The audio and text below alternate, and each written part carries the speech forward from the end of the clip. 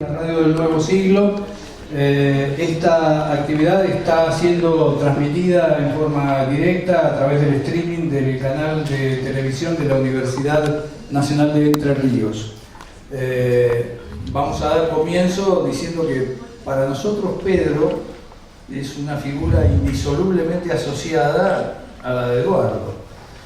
Las pujas, los reproches semanales entre ellos ya constituyen algo así como un remedio de algo que la radio tuvo y que fue perdiendo a lo largo del tiempo, que es las construcciones mentales que devienen personajes. Hay un personaje construido entre los dos, pero nos gustaría ser justos.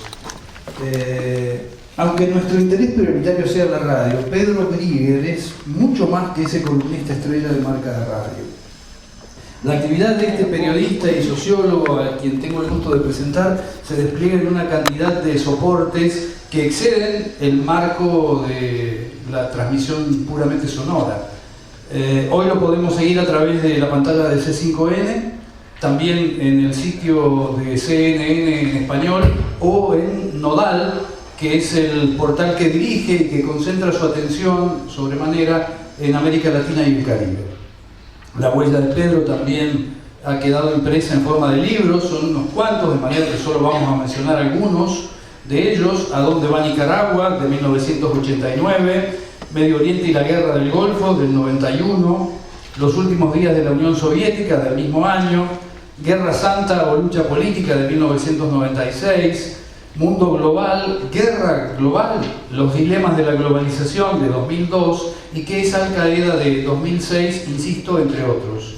Durante más de 10 años, la televisión pública argentina se enriqueció con los análisis de política internacional de Pedro, hasta que en 2016 un funcionario impresentable decidió prescindir de sus servicios y empobreció nuestros insumos informativos.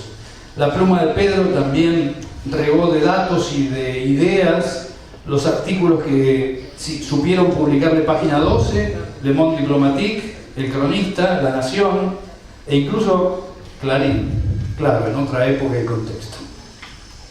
El tema de hoy es la construcción de agendas en el periodismo internacional. Será una buena ocasión para indagar en los aspectos decisorios. ¿Qué asuntos son más determinantes?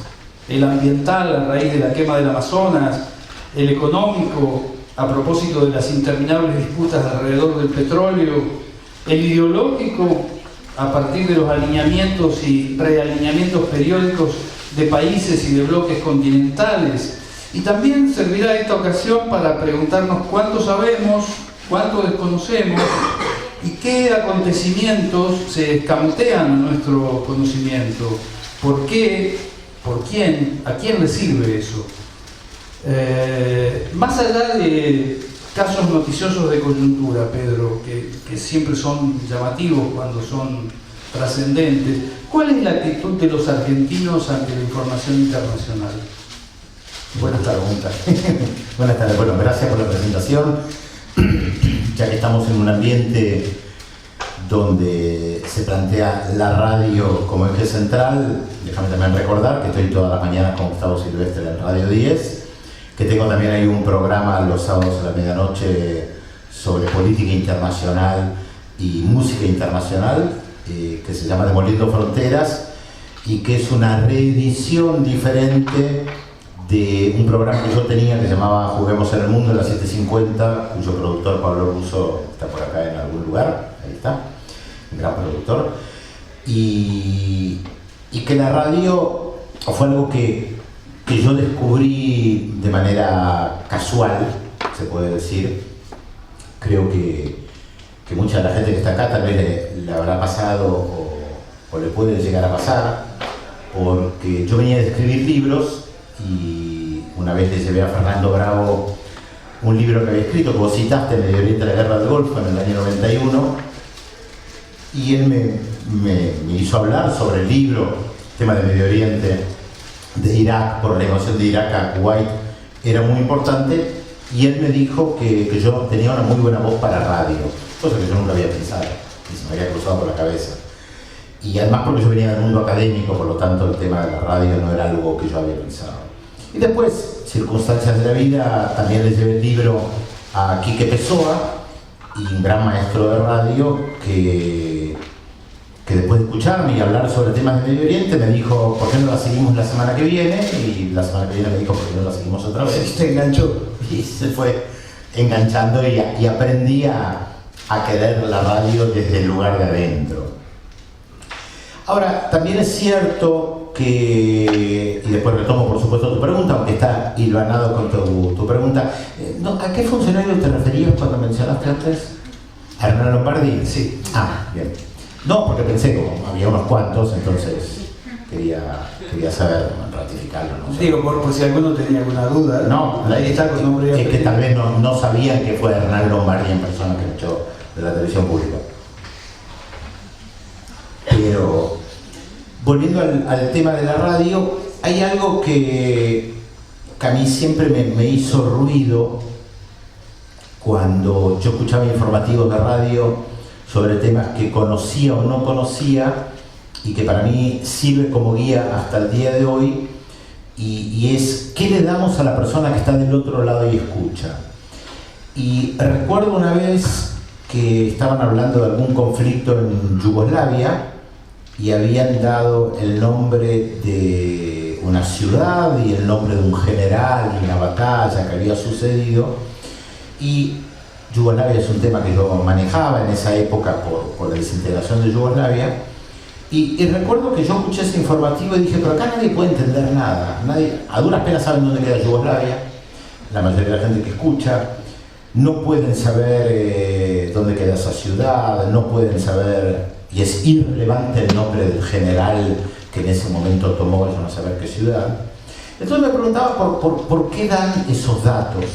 Y a veces efectivamente nos encontramos con gente hablando en radio que hace alarde de su conocimiento, pero que después uno se queda pensando, bueno, a ver, escuché 10 nombres diferentes, 10 datos históricos diferentes, 10 años diferentes, ¿y qué me queda de eso?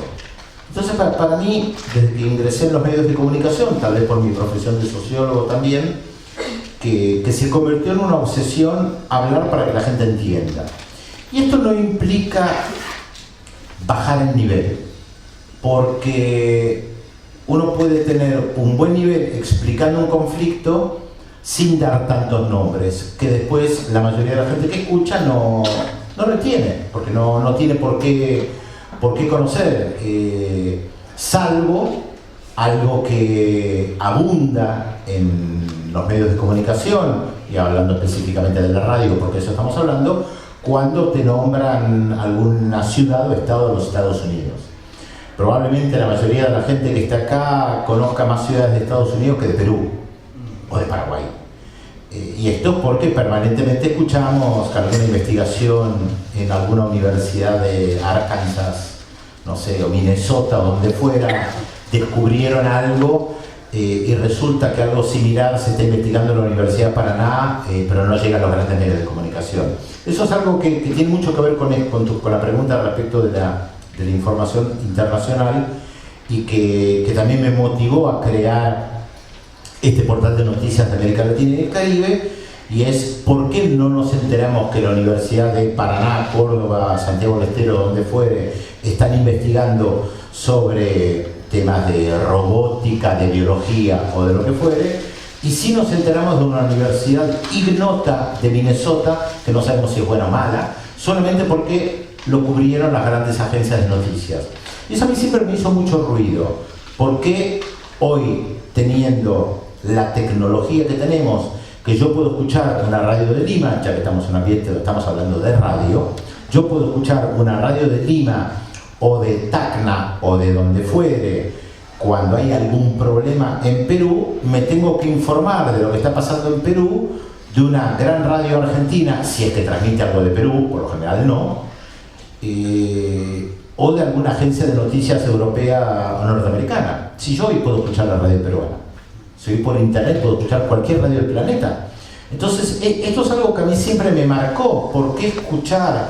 ¿Por qué aprender de lo que está pasando en Perú o en México a través de una agencia de noticias alemana, francesa inglesa o lo que fuere, cuando hoy la tecnología lo permite, y seguramente la mayoría de la gente que está acá tiene celulares de una cierta capacidad tecnológica como para sintonizar YouTube o sintonizar una radio directamente de Perú.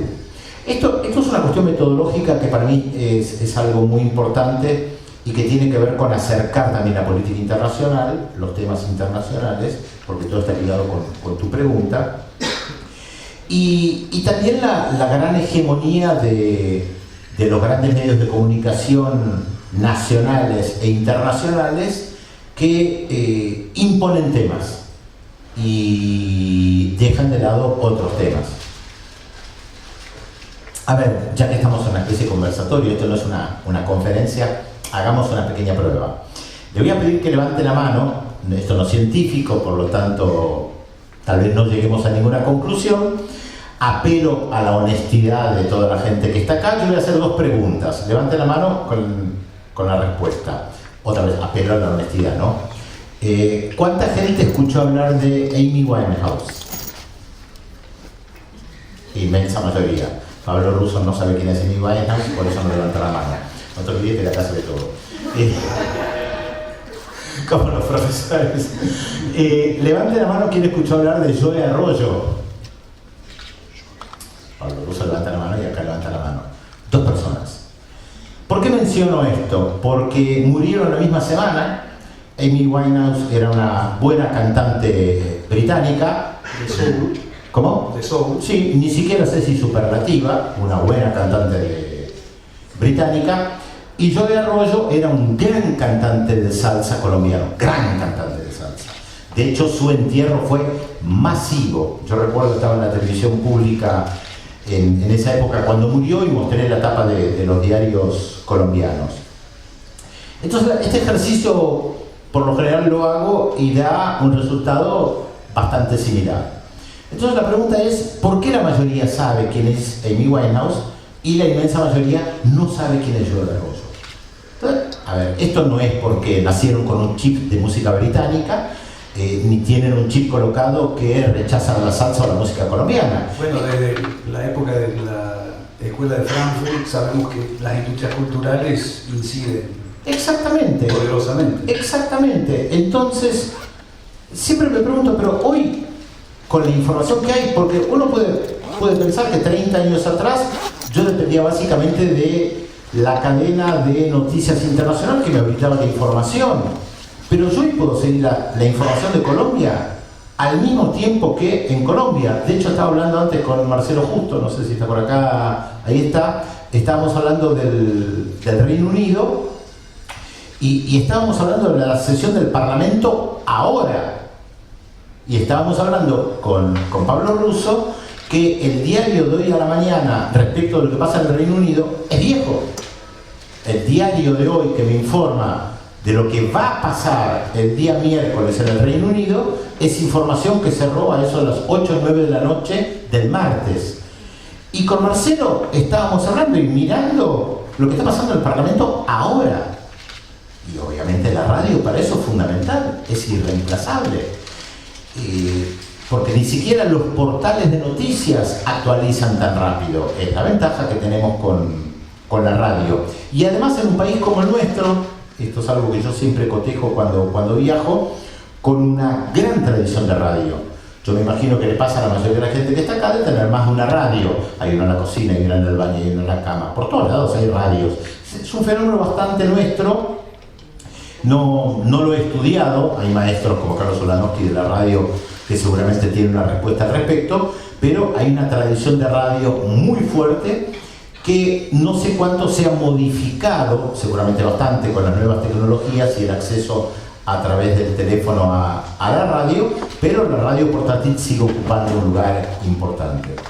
Esto tiene que ver de cómo circula la información, o cómo circulaba la información internacional y cómo la información internacional ha ganado un espacio.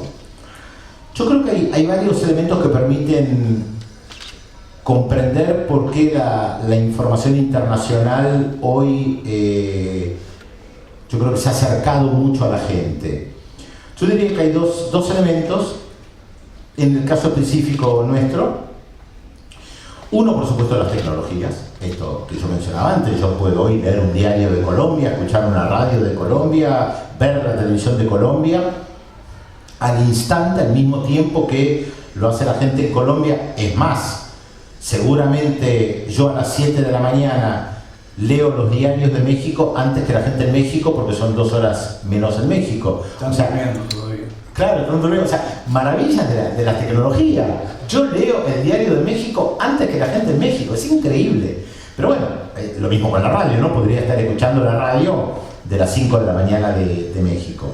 Y el segundo elemento que yo creo que la televisión pública, antes de que llegara Lombardi, fue realmente una televisión pública muy importante, y el hecho de haber tenido a una persona, que era mi caso, todas las noches hablando de política internacional en un noticiero, fue algo novedoso.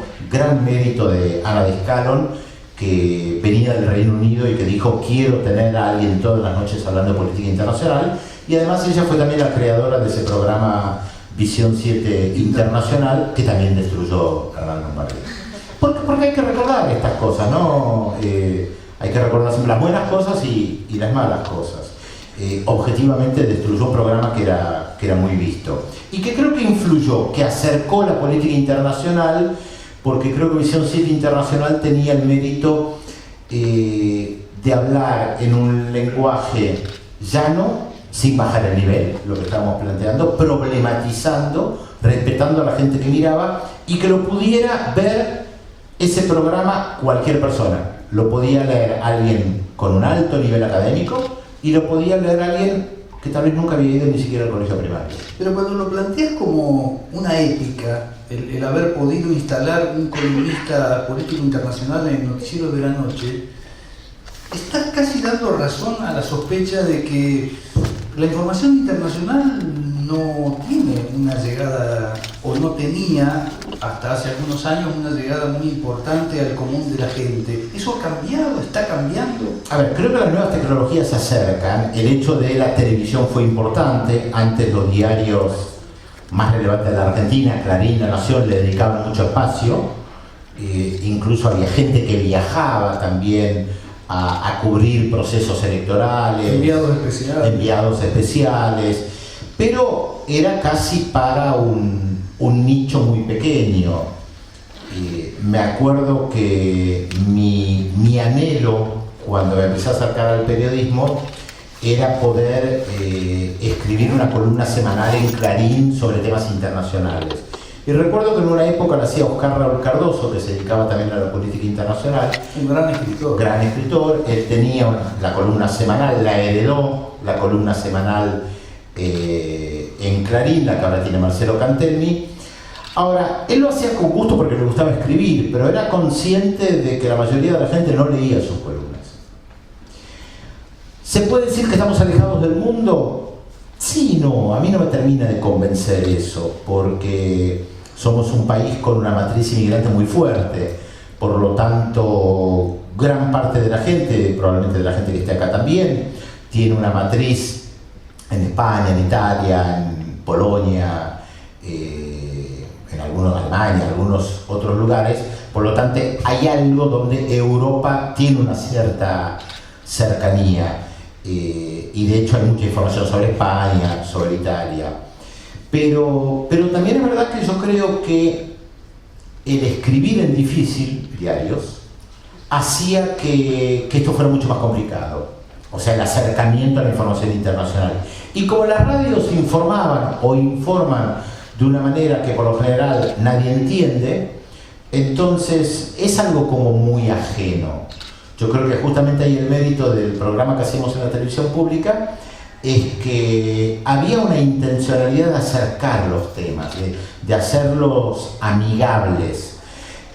Para la radio esto es un poco más difícil porque lo visual es fuerte, pero la radio tiene esa ventaja que si yo estoy haciendo un programa de radio, cosa que en la tele no se puede hacer, si yo estoy haciendo un programa de radio en vivo, puedo inmediatamente sacar a alguien en cualquier lugar del planeta. Hoy eso es muy sencillo, como para intervenir en algo que está pasando, que es lo que hacíamos en en la radio de las 7:50 con ese programa Juguemos el Mundo, que seguimos, por ejemplo, muy de cerca la crisis en Grecia. Buscamos a alguien que hablara en castellano en Grecia y lo sacábamos. Y eso también acerca, porque cuando vos lees una entrevista a un argentino en Grecia, que te explica la crisis en Grecia, no es lo mismo que escuchar la voz.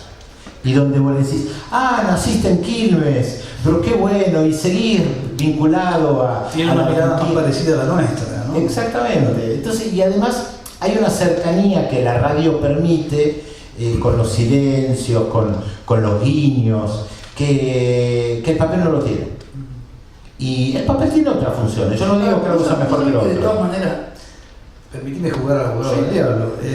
A pesar de ese vínculo que la inmigración nos ha dejado, pido disculpas por contar una anécdota personal, pero hace 25 años a mí me toca irme a vivir a España por cuestiones académicas, me voy a estudiar a España, y es recién entonces cuando descubro la raíz del conflicto catalán, que se remonta 3 siglos para atrás ante un conflicto entre la Casa de los Austrias y de los Borbones.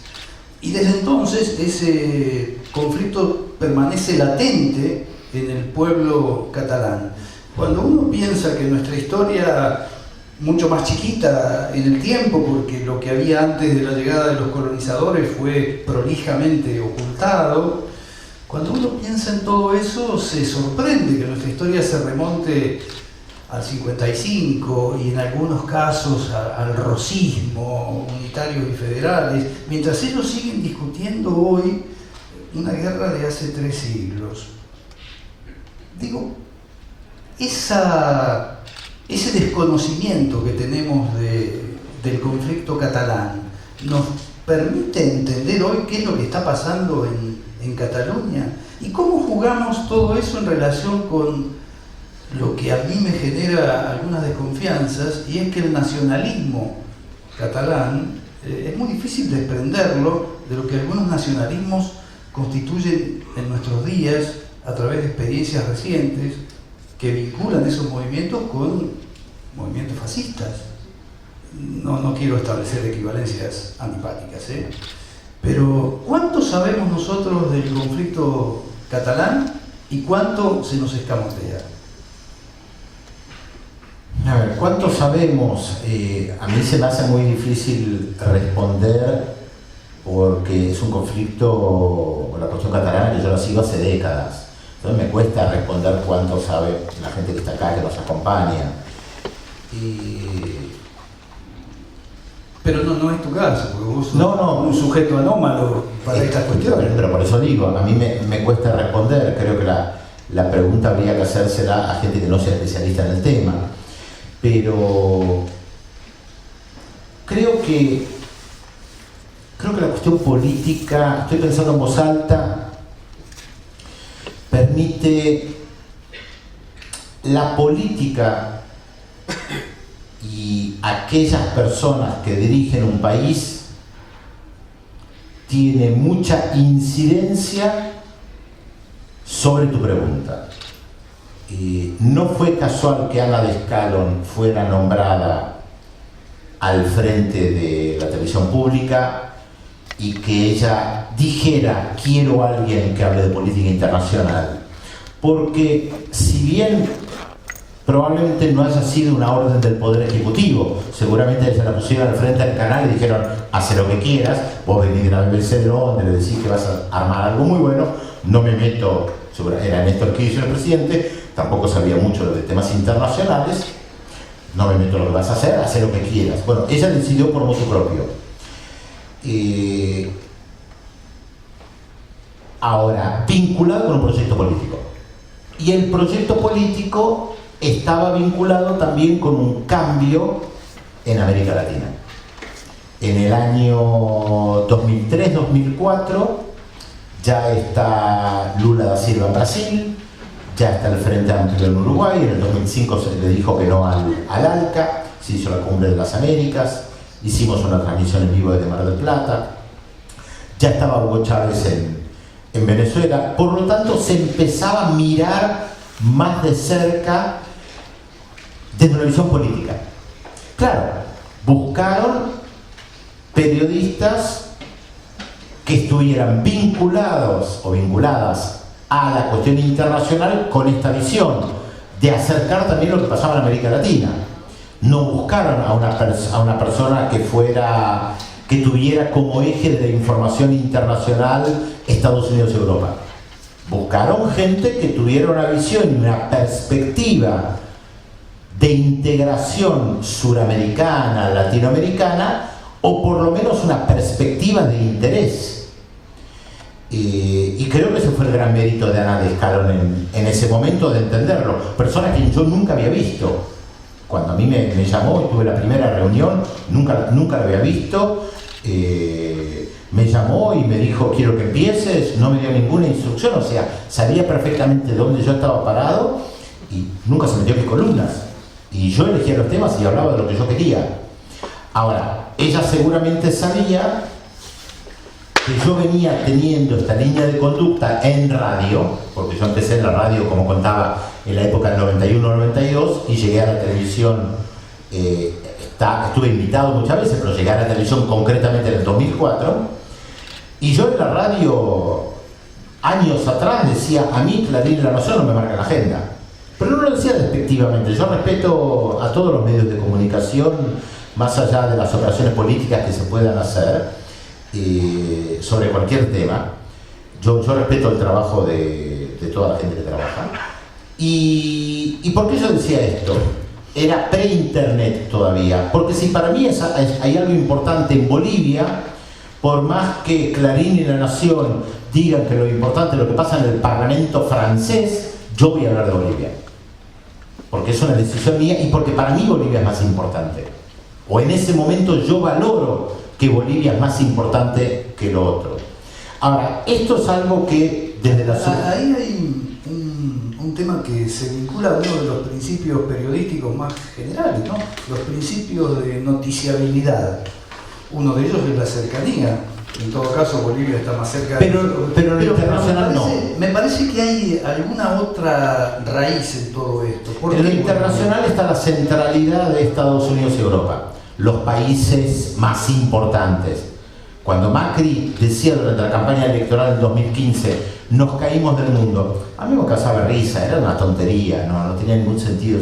A ver, yo entiendo que un político en campaña diga eso, pero yo no soy un político en campaña, por lo tanto tengo otra posibilidad de responder frente a algo que es una tontería. Argentina no se había caído del mundo.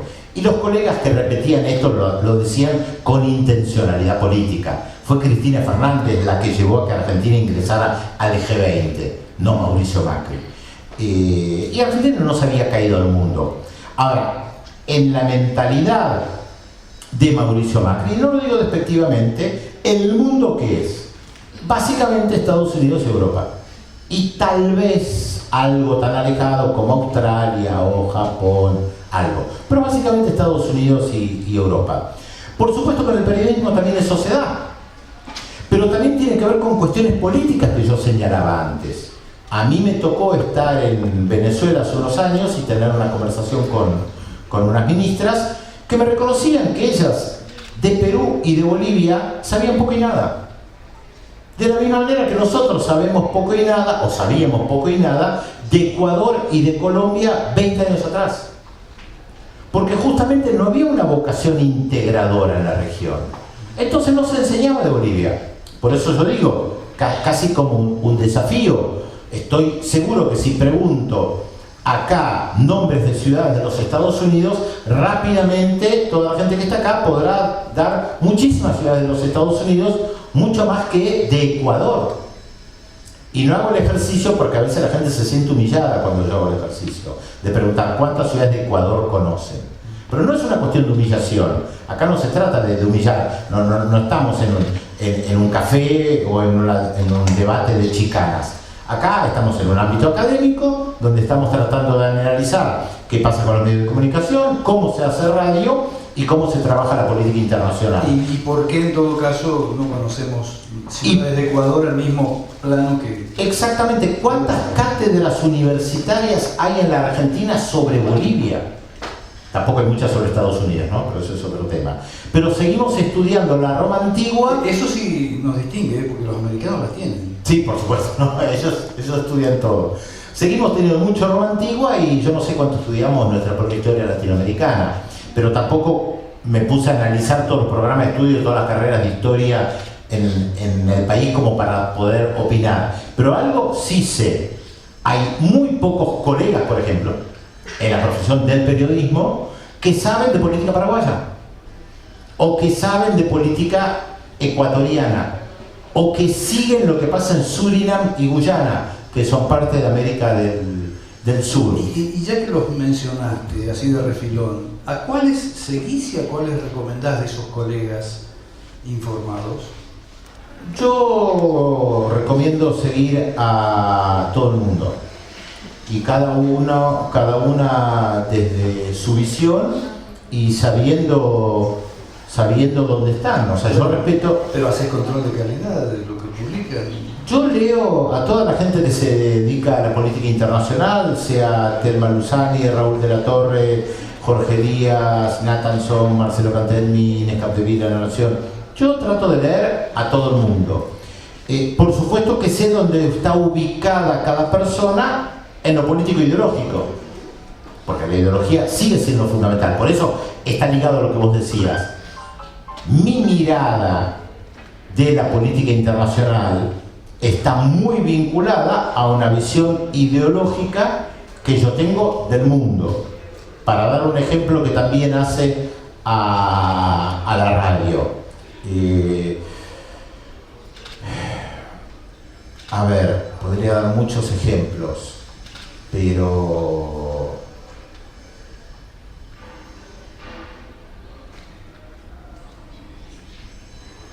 vamos a ir a algunos bien concretos.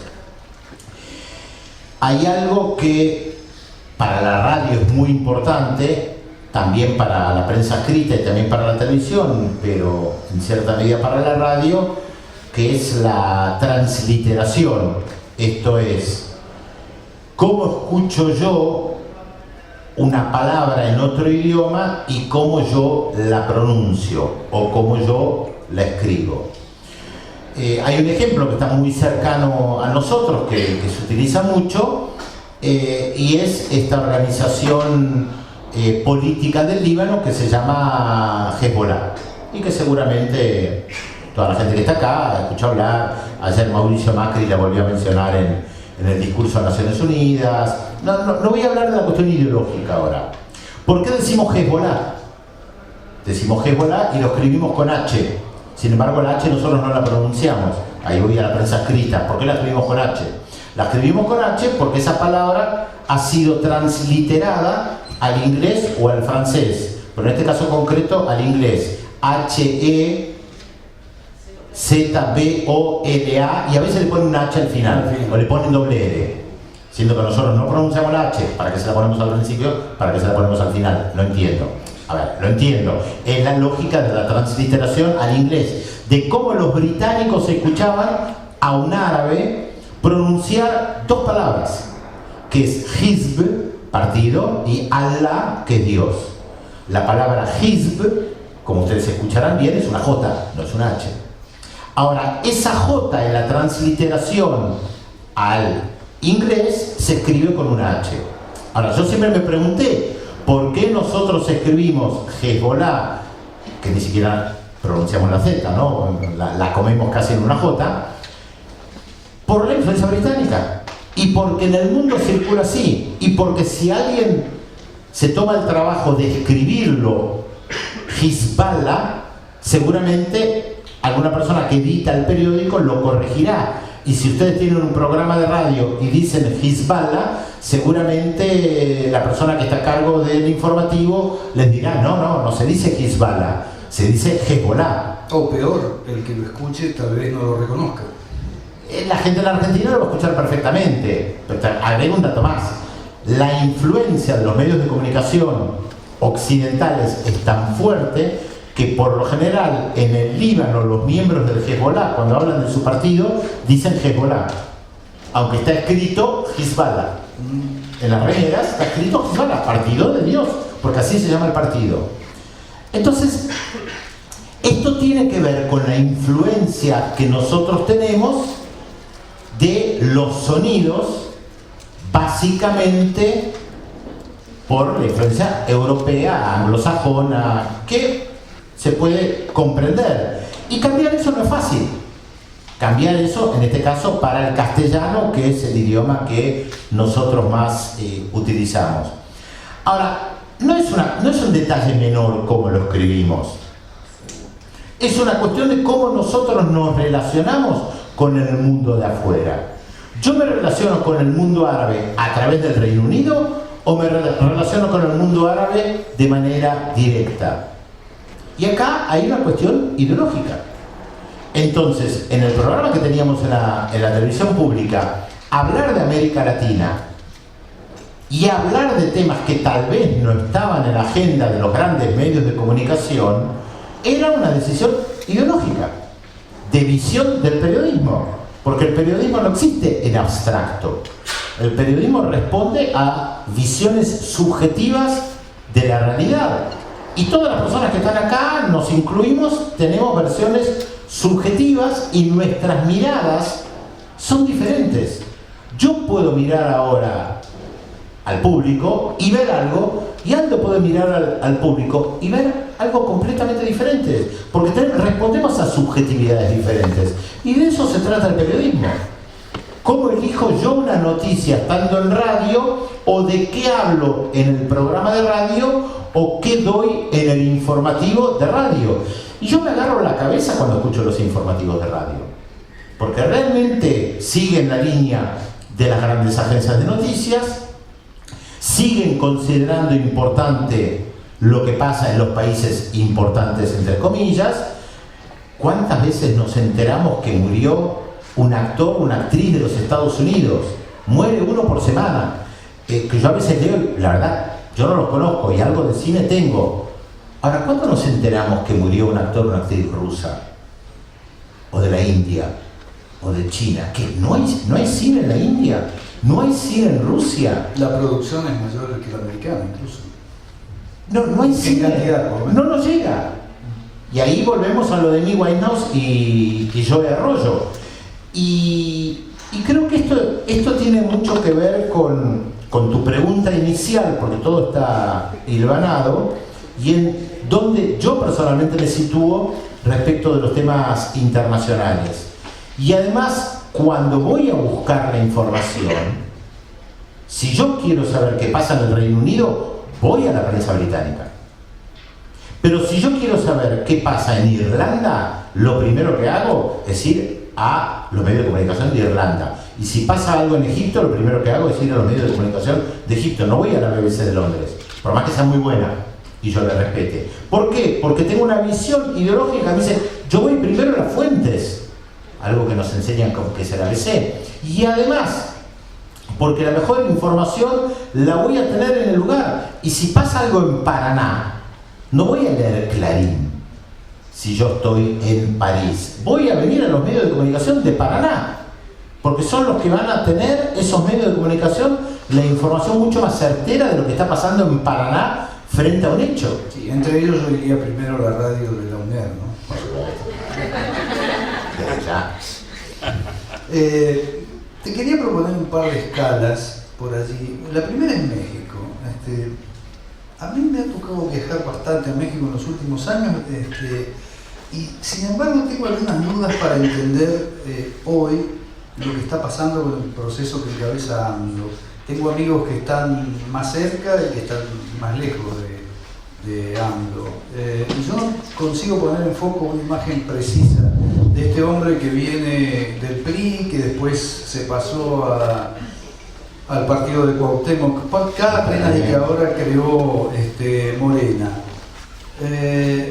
Aquella frontera norte de América, ¿puede ser un socio efectivo con nosotros y con el resto de los países latinoamericanos en la reconstrucción de un ideario común? Primero habría que ver si hay un ideario en común. Bueno, por eso hablé de construcción. Habría que ver si hay un ideario en común. Porque... Que en todo caso, y me adelanto a alguna otra pregunta posterior, siento que puede tener más que ver AMLO que Bolsonaro. Sí, por supuesto. Ahora, cuando hablamos de ideario en común, yo creo que hay como dos niveles. Uno es el ideológico, cercanía ideológica, afinidad a Andrés Manuel López Obrador y no a Bolsonaro. Y la otra tiene que ver con la región y cómo miramos la región. Y eso ya es un poquito más complicado, porque nosotros tenemos a veces como una concepción idealista de lo que es América Latina. Hay mucha música que apela a la hermandad latinoamericana, que no siempre se da ni se dio, y que además creo que hay algo de afinidad también que está marcado muchas veces por medios de comunicación basados principalmente en las ciudades y en las grandes ciudades. ¿Y qué tenemos nosotros dos en común con un indio tzotzil del sur de México? Y la verdad que poco y nada. Con todo respeto lo digo, ¿no? Por supuesto. ¿Qué tenemos en común con alguien en Surinam que habla el neerlandés, el holandés? ¿Qué tenemos en común con una persona de Haití? ¿O qué tenemos en común con alguien que vive en el Amazonas peruano?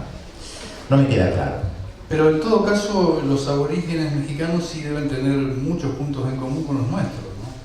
Habría que ver, no lo sé. En cuanto a la postergación, la humillación que han sufrido, el rol de las instituciones eclesiales respecto de ellos. Sí, pero habría que ver que es la memoria colectiva para esos pueblos originarios, que tampoco todo fue color de rosa, porque también se mataban entre ellos.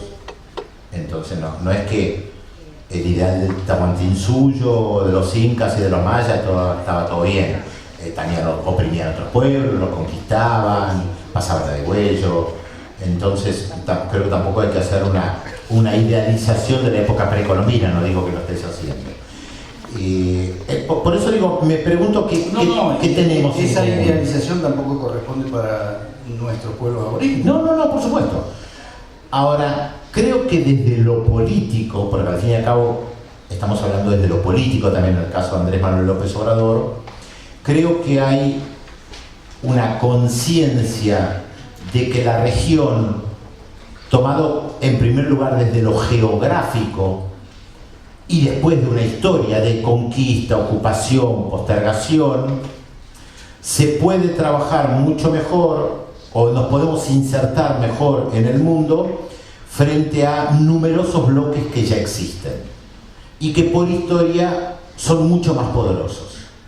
Y por historia me refiero no solamente a Europa, que ocupó gran parte del planeta, sino también respecto de otras civilizaciones que fueron importantes en diferentes momentos, sea la China, la japonesa, la India también es un continente, pero digamos la India, la persa, la turca otomana, que a veces a nosotros nos cuesta dimensionar desde nuestra formación eurocéntrica, porque somos parte de esta formación eurocéntrica, Europa como concepto, como centro del mundo, y nosotros parecemos responder a eso, donde nos cuesta acercarnos a otras culturas, otros pueblos, otras civilizaciones que existen. Por eso la centralidad que tanto le dan a Estados Unidos y Europa. Entonces, para la concepción ideológica de don Mauricio Macri, insertarse en el mundo es Estados Unidos y Europa, y no un vínculo con Rusia. O en todo caso con China es absolutamente utilitario. O se burlaban cuando se tejían los vínculos con Angola, por ejemplo. Hay una concepción claramente racista respecto de no solo Angola, sino África y lo que representa el África, o lo que representa el mundo árabe. Yo creo que hay una visión política, económica, diplomática, y que además sí creo que entra lo ideológico de algunos procesos en común de este siglo, por ejemplo, de críticas a las políticas neoliberales. Hemos sido engañados. Hemos sido engañados. Esa frase, hemos sido tan buena. la nuestra, hemos sido engañados, hemos sido conquistados por las mismas potencias. Esto que vos mencionabas de la conquista hace una memoria colectiva en común, hay mucha literatura, mucha música que alude a esto, y creo que también en estos últimos tiempos ha habido una recuperación o una intención de encontrarnos más con los pueblos originarios, y que esta visión eurocéntrica impide de manera permanente. De hecho, hay un debate para el encuentro de mujeres que se va a realizar dentro de pocas semanas en La Plata, porque hay mujeres de los pueblos originarios que han decidido no participar porque el encuentro no tiene como un lema lo plurinacional. Bueno, sin entrar ahora a debatir si está bien o está mal, no soy yo quien tiene que opinar sobre eso, sí está claro que el tema está. Y sí está claro que el tema está en gran parte de América Latina, porque hay tensiones no resueltas con el pueblo mapuche en Chile y en la Argentina, con quechuas y aymaras en Bolivia, en Perú. Hasta hace poco tiempo una mujer aymara no podía entrar al Parlamento boliviano con su ropa tradicional. Bueno, esto es parte de la herencia en común, y ahí sí hay una herencia en común con diferentes grados, desde México hasta la Patagonia. Ahí hay muchos puntos en común, sin lugar a dudas. Pero también hay muchos puntos que no tenemos en común. Entonces yo creo que nuestro rol también en el periodismo es mostrar las dos caras, ni negar una, ni idealizar la otra, ni negar que hay una historia mapuche fuerte y que fue oprimida en la Argentina y en Chile concretamente, pero tampoco idealizar ni al pueblo mapuche ni a todos los otros pueblos que existen. Creo que la gran virtud comunicacional de los zapatistas, que entendieron muy bien lo comunicacional, fue haber aparecido Marcos con una máscara para decir: nos ponemos una máscara porque no nos ven, y así nos ven.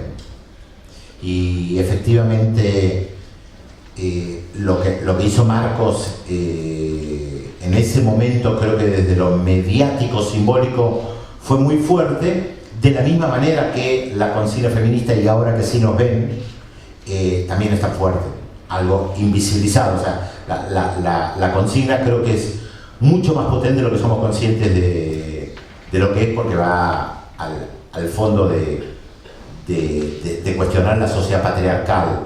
Pero creo que el tema de la invisibilización tiene mucho que ver con una cuestión ideológica, y los medios de comunicación en nuestro país, como en todos nuestros países, nacieron de la mano de los poderes dominantes.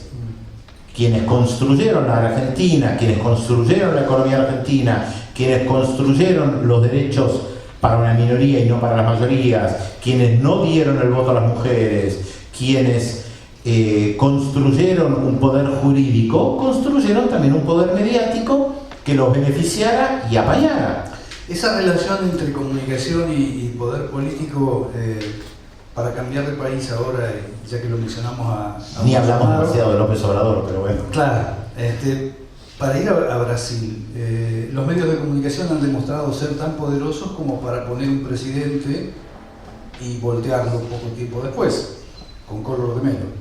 Digo, ¿alcanza la explicación del poder de los medios de comunicación para explicar que un país que pudo haber elegido a Lula presidente de haber estado libre cambia las opciones y lo consagra a Bolsonaro?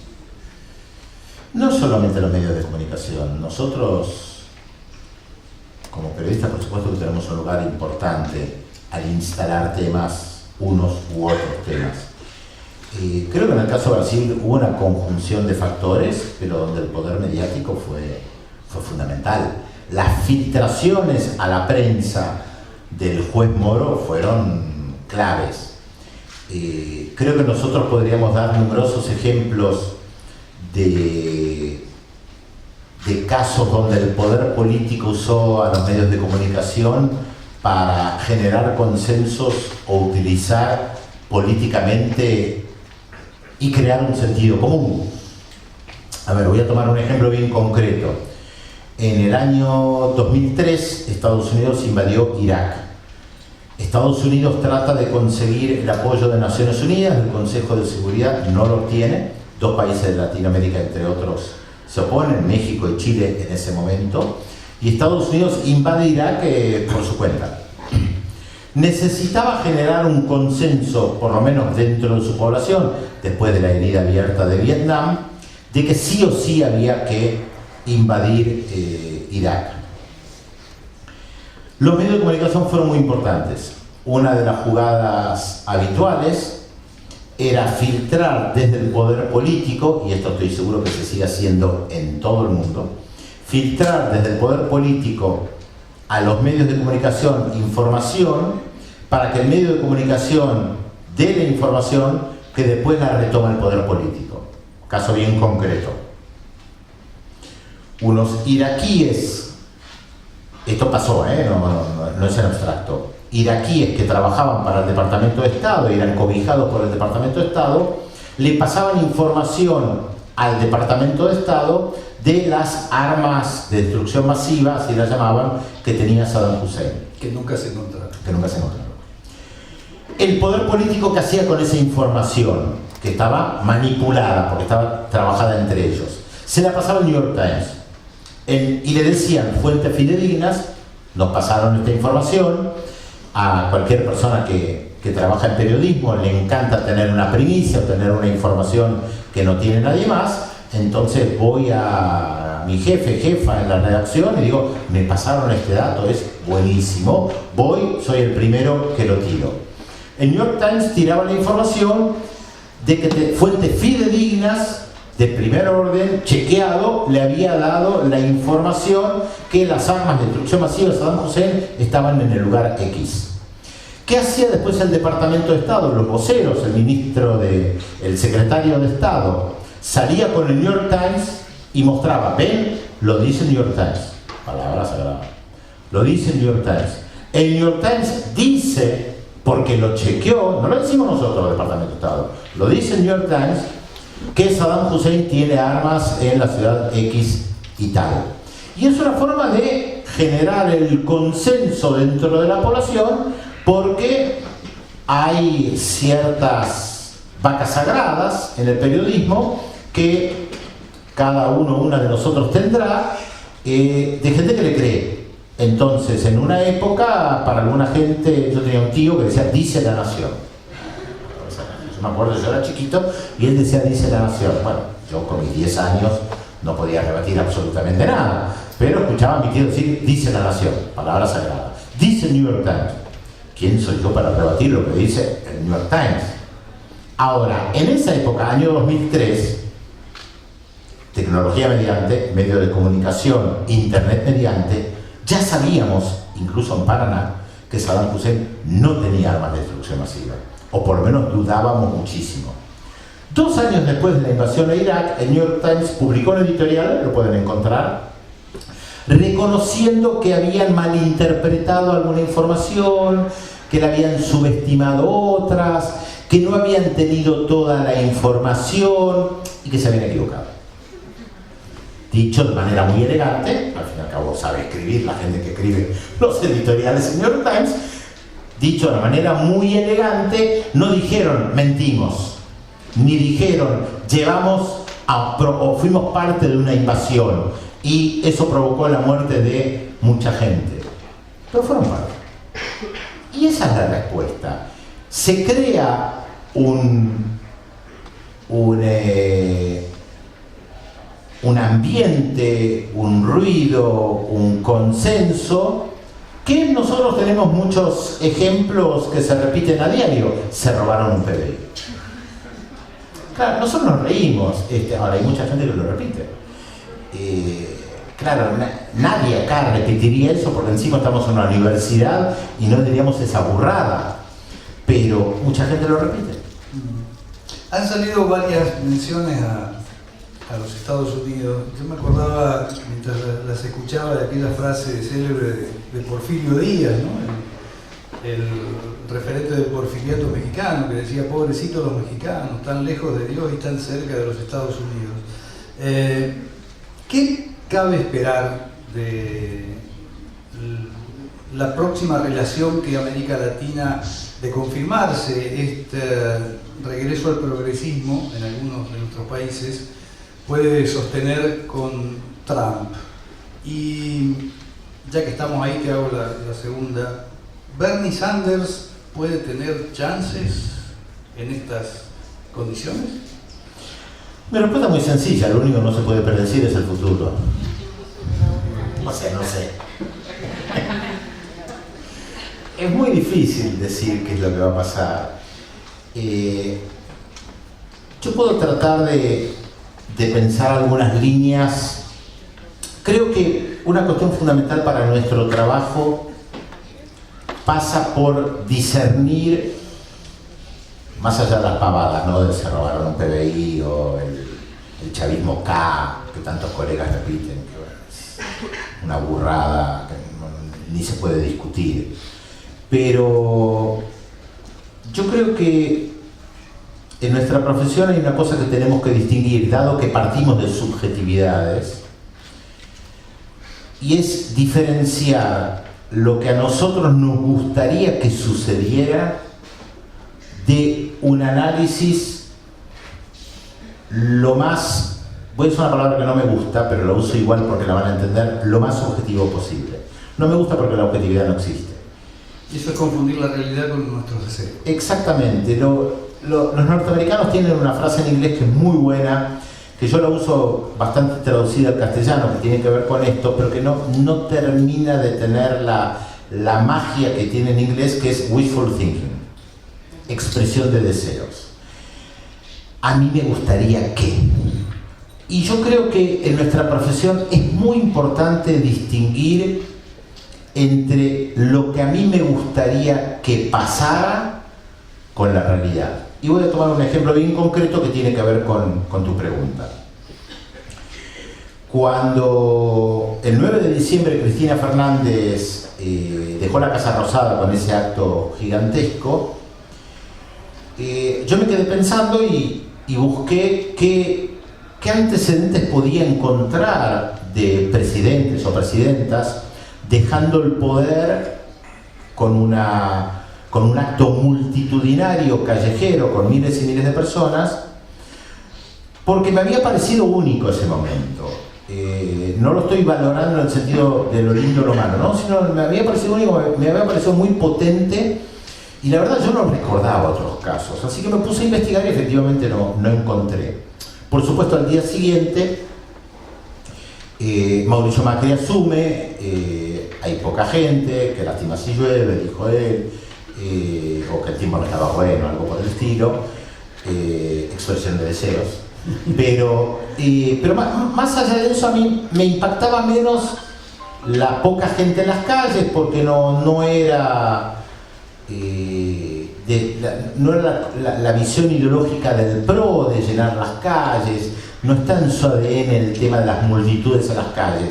Tienen que recurrir ahora, pero no ellos con ese lenguaje tan despolitizado, que la gente ya no vota respetando lo que dicen los partidos políticos. Recuerden lo que decían antes, no lo que hacen ahora porque están desesperados, pero lo que decían antes en su momento: la gente ya no vota por lo que dicen los partidos políticos, el voto es de cada uno, no nos gusta la gente que va a las movilizaciones, que van por el chori y la coca, nosotros vamos en subte, no rompemos nada. Pero más allá de eso,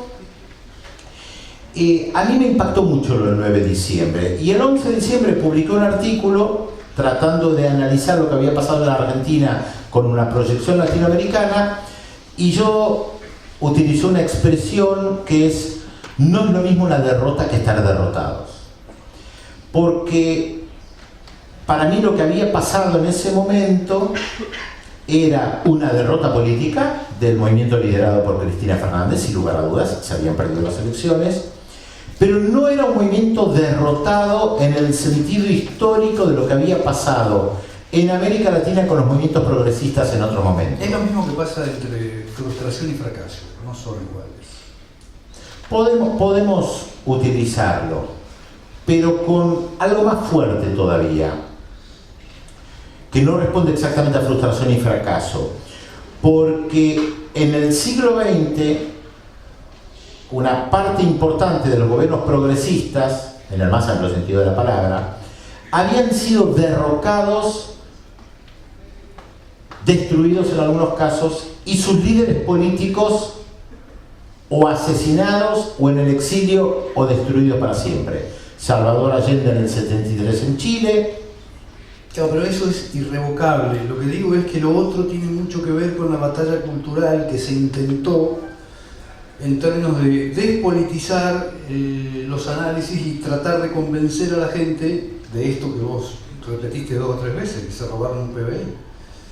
Digo, esa batalla cultural no tuvo éxito, porque si lo hubiera tenido, no estaríamos con estas previsiones respecto de... Pero no solamente eso, no tuvo éxito porque no fueron derrotados.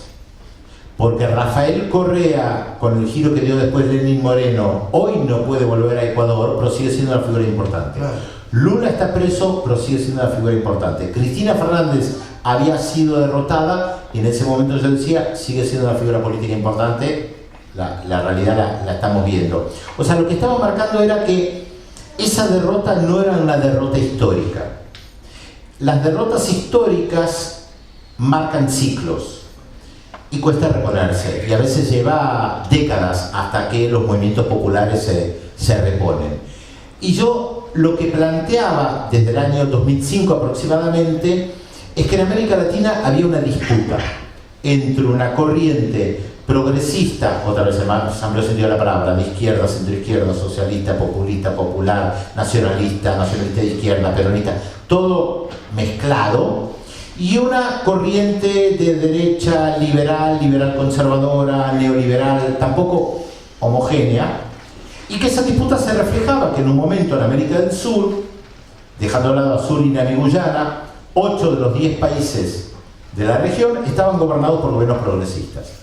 Con el triunfo de Macri y después de Bolsonaro, las derechas sentenciaron, y acá está la expresión de deseos, sentenciaron, el siglo progresista está muerto.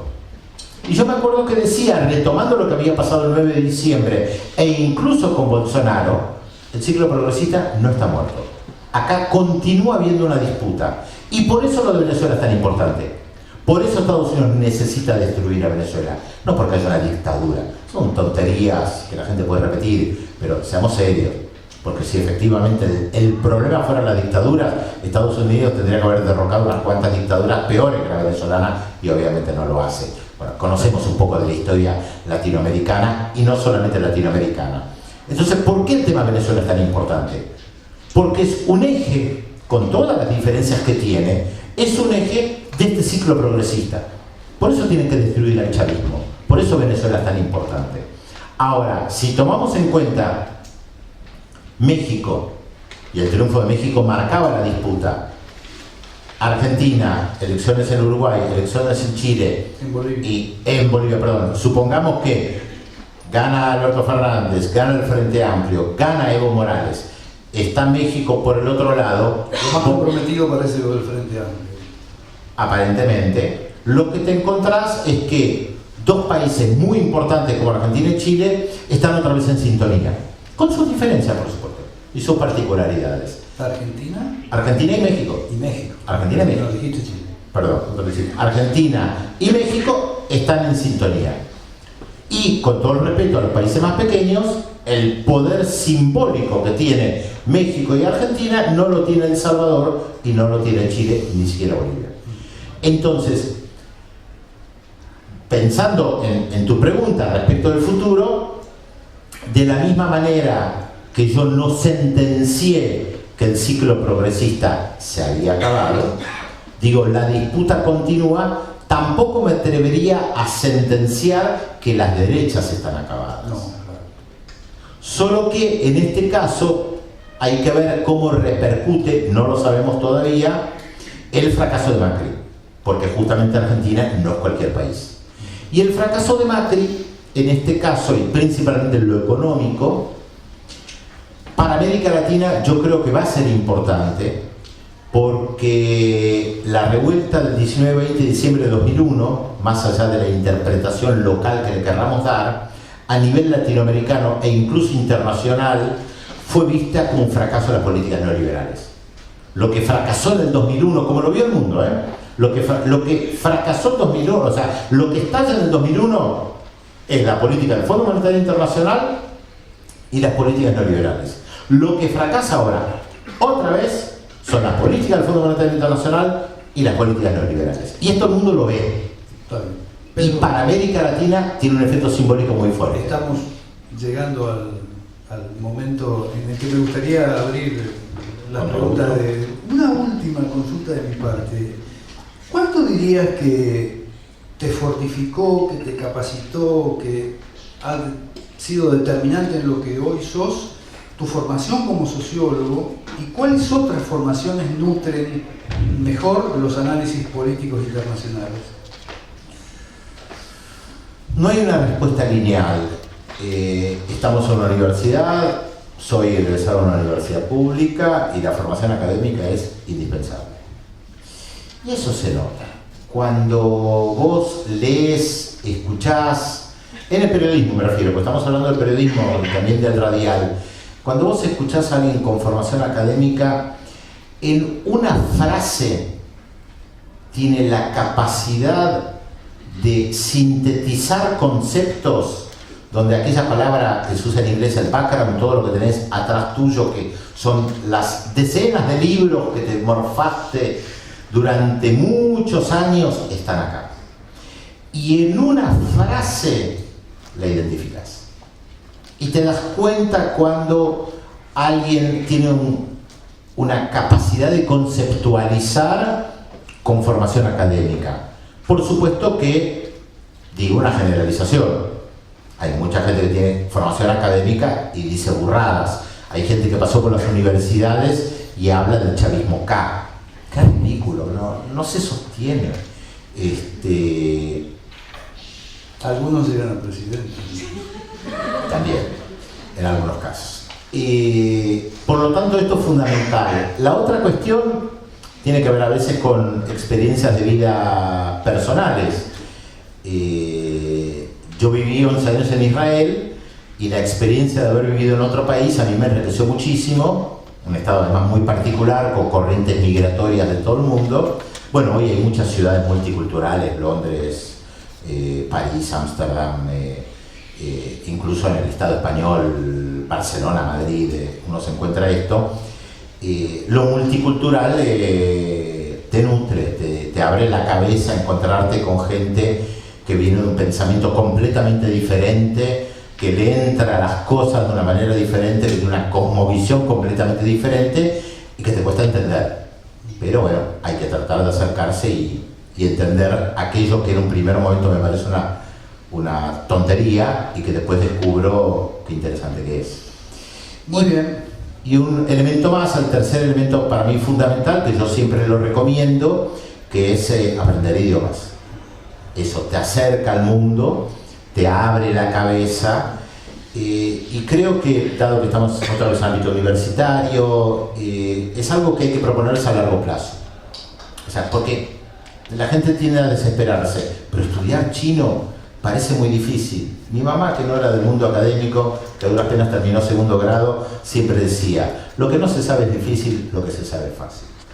Ahora, sí, tu primera clase de chino te va a parecer inabarcable. Después de 2 años de chino te vas a dar cuenta cuánto sabes y que no era tan difícil. Y después de 5 años, ni te cuento. Por lo tanto, yo digo, miren, en esta profesión uno apunta a largo plazo. Vos hablaste hace 25 años. Bueno, hay mucha gente acá que no puede decir hace 25 años porque recién había nacido. Pero dentro de 25 años, cuando tengan 10 o 15 años de haber estudiado chino, van a notar la diferencia. Chino, ruso, árabe, por supuesto. Y me parece eso muy importante. Muy bien. ¿Quién quiere preguntar algo a Pedro? O algún comentario, o algún solamente comentario, preguntas. Sin timideces, por favor. Ya somos como de la familia. Somos la familia.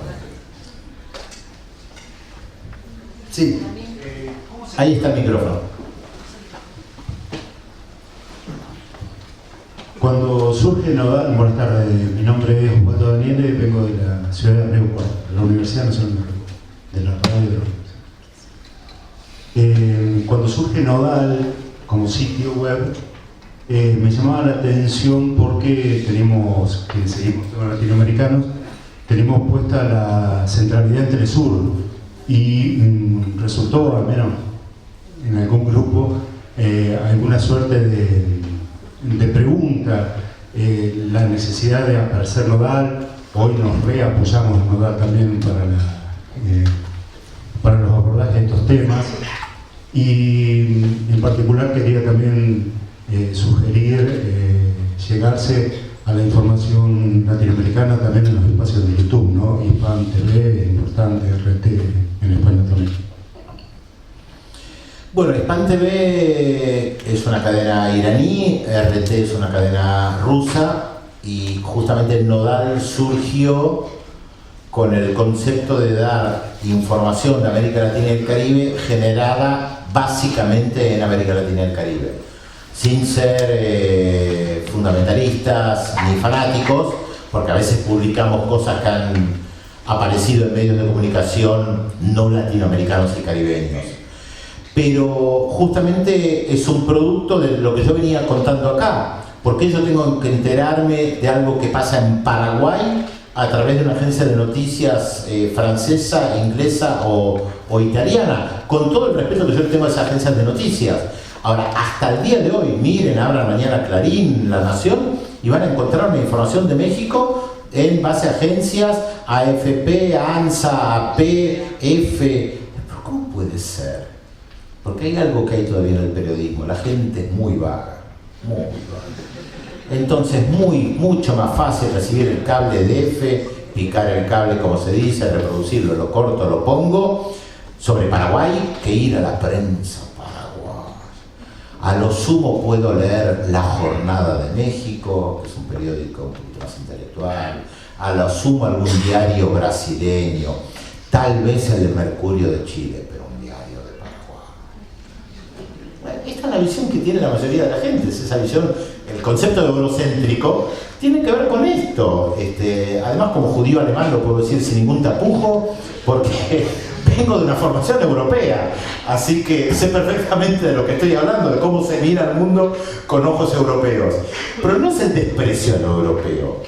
O sea, hoy en la era de la tecnología es absolutamente ilógico que yo me entere de lo que pasa en Paraguay a través de alguien que está sentado en un buró en Madrid. No tiene gollete. Entonces, desde un primer momento apuntamos a eso fue fundamental.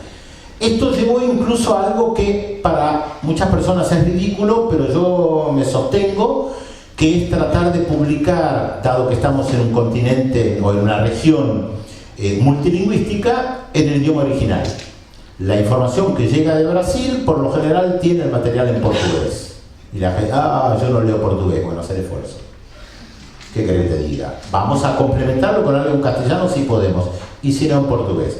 Claro, es un poquito más difícil con la información que llega de Surinam, en neerlandés.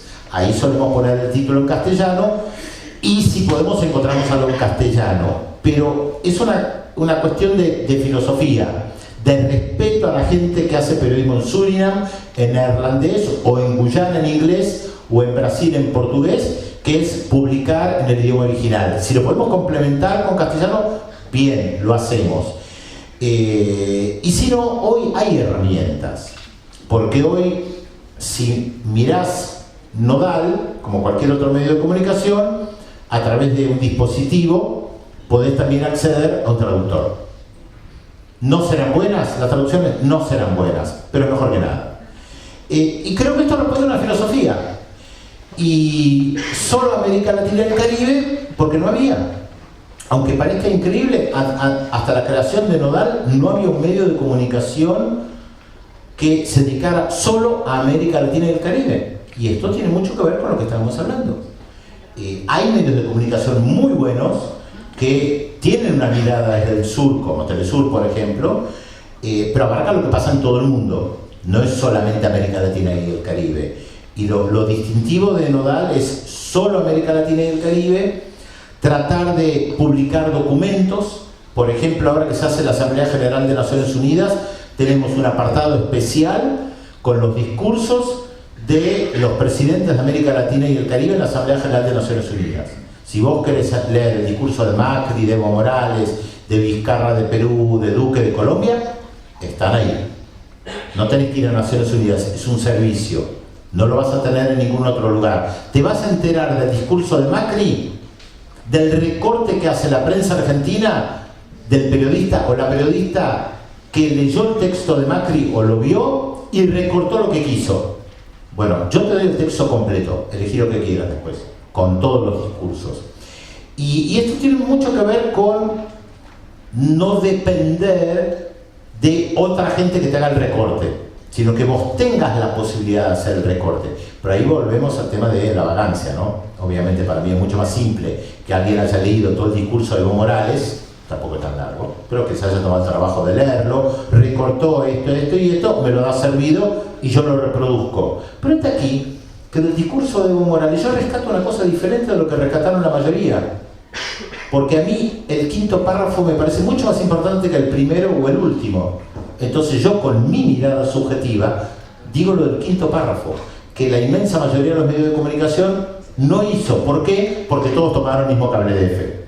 Bueno, esto pasa, lo van a ver cuando comparan medios de comunicación, todos toman los extractos, los mismos extractos del discurso. ¿Eso es todo lo que dijo? No, dijo muchas más cosas. Ahora, ¿por qué tomaron eso? Porque son vagos o vagas. Entonces todos tomaron lo que dijo el cable de F, de ANSA o de quien fuere. Y el hecho de también tener todas las posturas que hace Nodal particular. En Nodal podés encontrar artículos a favor de Nicolás Maduro y en contra de Nicolás Maduro. A favor de Álvaro Duque en Colombia y en contra de Álvaro Duque en Colombia. A favor de Mauricio Macri y en contra de Mauricio Macri. Y creo que esto es algo distintivo también, de tener todas las miradas. Por supuesto que alguien entra a Nodal y se da cuenta que no es un portal de derecha, porque los portales de derecha no suelen tener secciones de género y diversidad o de pueblos originarios. Son temas que por lo general no les interesa demasiado. ¿Quién más? Esto que estaban diciendo, ¿de qué manera impacta el tema de género en la agenda del tratamiento de la política internacional? Bueno, depende de qué país. Nosotros estamos en un país donde, no sé si decir la agenda de género, pero el revivir del movimiento feminista ha sido extraordinario. Ahora sí agrego juicio de valor, a mi juicio es el movimiento más disruptivo en décadas. Y esto no se da en otros lugares. La Argentina es muy particular. Y a veces nos miran con mucha admiración por este tipo de cosas. Y yo no soy nacionalista para nada, pero lo que ha generado el movimiento de mujeres en este último tiempo en Argentina no se lo ven en otros lugares. Ni siquiera en España, donde también es importante. Y que tiene que ver también con las particularidades, ¿no? Las manifestaciones en la Argentina son muy divertidas, muy alegres, en otros países son muy aburridas, y esto tiene que ver también con nuestra propia historia. Ver a miles de mujeres cantando el patriarcado se va a caer, no lo ves en otro lado. O sea, miles me refiero a las calles, ¿no? Como fue el año pasado alrededor del debate por el tema del aborto. Esto sin lugar a dudas impacta de manera diferente en cada país, según el país que estés analizando y cómo se manejan los medios de comunicación.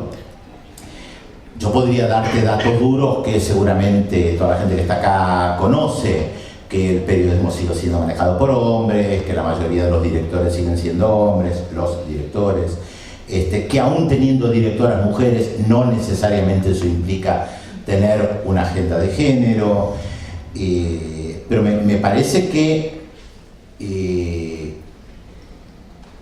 el debate ha llegado incluso al periodismo de manera muy positiva con el todos, todas, todes, que me parece que también es disruptivo respecto del lenguaje, donde la gente más conservadora se sigue aferrando a lo que dice la Real Academia Española, como si fuera palabra santa, cuando esto sabemos que el idioma va cambiando. Creo que somos conscientes de que ha cambiado las pautas de humor. El humor sexista hoy no es posible como hace 30 años. Todavía los hay. Todavía hay mucho humor machista de hombres que no se dieron cuenta, también en algunos casos mujeres, ¿no? Pero de hombres principalmente que no se dieron cuenta que el mundo cambió. Pero hoy no podés utilizar el mismo humor que se utilizaba hace 30 años. Y eso también es la agenda de género que estaba mencionando. Ahora, hay que analizar país por país, ¿no? Me cuesta darle algo general porque podría decir, bueno, desde la conferencia de Pekín, en la década del 90, se ha dado un paso adelante muy importante. En Francia, ya hace muchos años, para quienes manejan el francés, en Francia hace muchos años, el femenino, que es una doble E, se viene utilizando entre paréntesis. En la prensa escrita es más complicado en lo verbal. Acá fue realmente disruptivo cuando Cristina empezó a hablar de todos y todas, porque venía del Poder Ejecutivo.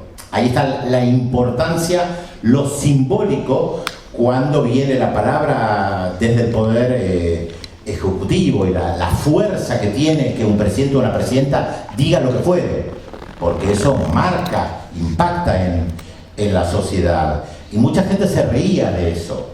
Bueno, hoy el todos y todas está superado, en el buen sentido, creo yo, por el debate que hay respecto de cómo nos cuidamos con el lenguaje, cómo incluimos, qué decimos, porque abarca también el tema del racismo, la discriminación en general. Cada vez hay más conciencia respecto de las palabras que utilizamos. No digas que alguien es autista, no digas que el presidente es autista. Son cosas importantes que van cambiando, pero te hablo en lo local, tampoco lo tengo tan estudiado en otros países. En Nodal tenemos problemas con eso, porque como es un medio de comunicación latinoamericano y caribeño, entonces ¿qué hacemos? ¿Ponemos todes? No, porque todes va a ser entendido solamente, básicamente en la Argentina, tal vez en México, tal vez en algún otro país, no todo el mundo lo entiende. ¿Qué hacemos frente a eso? No hay una respuesta muy clara. En muchos de los títulos hay los y las, trabajadores, trabajadoras, o sea, que es un guiño, ¿no? La gente que lo lee, bueno, se da cuenta que este medio de comunicación está haciendo un esfuerzo respecto al tema y que no lo ignora. Nuestro presidente, creo que siempre sigue hablando masculino. Y bueno, eso también es una bajada de línea. ¿Quién más? Había varios. Sí, a ver. Hola, buenas tardes, Pedro.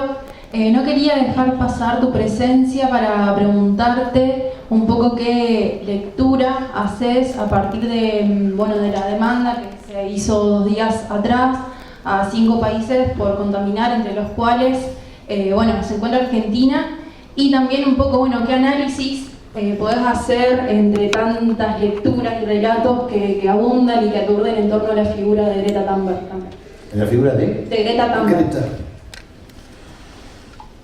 A ver, yo no manejo mucho el tema, llamémosle cambio climático, así titulado, como para poder opinar con rigor. El tema no es nuevo y se viene debatiendo ya hace, diría, 20, 30 años. Para mí hay una figura que también tiene que ver con una de las preguntas que vos hiciste, aunque lo menciono ahora. Para mí una de las figuras intelectuales que en lo personal más me ha guiado, más me ha formado, más me ha permitido ver el mundo es Noam Chomsky. Y Noam Chomsky ya hace fácil 20 años que viene planteando que este es el tema. Y cuando Noam Chomsky plantea algo, para mí es importante. También por más que sea un intelectual en los Estados Unidos, él hablaba de los crímenes de Indonesia en Timor Oriental cuando nadie hablaba del tema. Y yo me formé mucho con eso, que tiene que ver con esta visión, ¿no? Por más que nadie hable de Timor Oriental, Chomsky insistía en la masacre de que se estaba practicando en Timor Oriental, una isla, Timor, en el Pacífico. Creo que la figura de Greta es más que nada una figura mediática que sirve para ubicar un tema. Y los medios de comunicación, en manos de gente sin escrúpulos, que solo busca el rédito económico o sensacionalista, gusta de este tipo de figuras que aparecen de la nada. Seguramente vieron esa imagen de Greta frente a una pared sola y al lado una manifestación multitudinaria. Ahora, el tema no comenzó con Greta, está claro. ¿Es importante lo que hace? Sí, su desfachatez, su actitud, y seguramente, no sé, creo que lo está ella tratando de manejar bastante bien. No es fácil para una chica de su edad. A mí me hace acordar un poco, salvando las distancias, al caso en Chile en el año 2011 con la protesta estudiantil y Camila Vallejo, que de repente todos los medios de comunicación, Tapa Revista, La Bella, Camila Vallejo, la líder estudiantil, que la tomaban los medios de comunicación por esa característica. Es verdad, ella hablaba muy bien. Son formas de neutralizar el mensaje. Sí, y ella fue muy hábil con eso, porque no se maquillaba, no hablaba de su historia personal ni de su vínculo de pareja, y permanentemente se corría del tema, y cuando le sacaban el tema, ella se corría del tema. O sea, muy formada ideológicamente, entendía que ocupaba un lugar importante donde el estereotipo de belleza, porque al fin y al cabo ese estereotipo de belleza occidental, la ponía en ese lugar, y ella permanentemente trataba de correrse. Tampoco podía correrse y decir pongan a una mapuche, no, claro, no tenía ningún sentido. Ella era parte del movimiento estudiantil. Ahora, la visibilización del movimiento estudiantil fue mucho más allá de ella. Greenpeace viene trabajando sobre estos temas hace décadas. Algunos medios de comunicación le han dado lugar cuando Greenpeace ha organizado cosas espectaculares como lo que fue en La Rural y tantos otros. Creo que hoy hablamos del tema porque varios países lo vienen planteando, en nuestro caso en particular, también porque está el acuerdo Europa-Mercosur, la actitud de Francia respecto de Bolsonaro, los incendios, la Amazonía. Bolsonaro ayer diciendo que la Amazonía no es el pulmón del planeta, ni es patrimonio de la humanidad. Difícil saber qué va a pasar con ella, ¿no? Es muy joven. Y los medios de comunicación son...